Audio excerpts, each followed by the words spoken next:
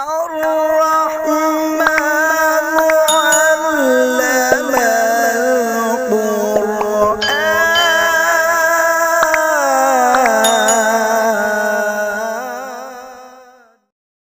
بسم الله الرحمن الرحيم. عن أبي هريرة رضي الله تعالى عنه قال قال رسول الله صلى الله تعالى عليه وسلم فيقال للأرض التئمي عليه فتلتئم عليه فتختلف فيها أضلاعه.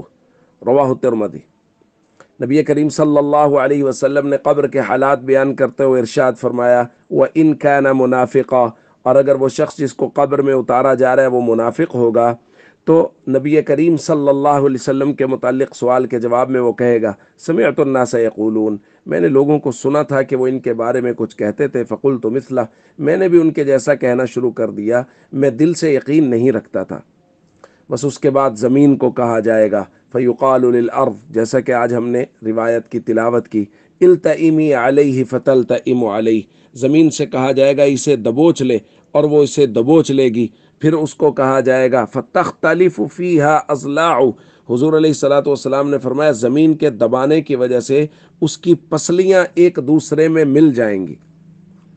اسی طرح بہت ساری روایات میں عذاب قبر کی مختلف صورتیں بیان کی گئی ہیں۔ کسی جگہ اژدہا مسلط کرنے کی بات کی گئی ہے، کسی جگہ بچھو مسلط کرنے کی بات کی گئی ہے، اور ان کے زہر آلود ہونے کو اس طرح بیان کیا گیا ہے کہ وہ اتنے زہریلے ہیں کہ اگر زمین پہ ایک مرتبہ ڈنک مار دیں تو تمام زمین کا سبزہ ختم ہو جائے اور دوبارہ کبھی بھی سبزہ نہ اگے۔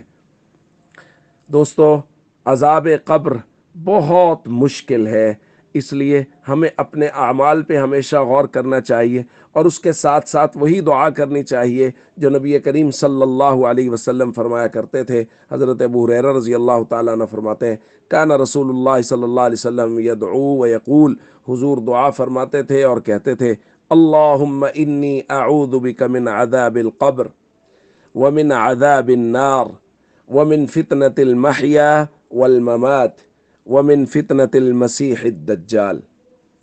یہ آرام سے پڑھنے کا مقصد یہ ہے کہ اس کو ساتھ ساتھ پڑھ لیا جائے، اور بعد میں بھی اس کو مسلسل پڑھنے کا معمول بنایا جائے۔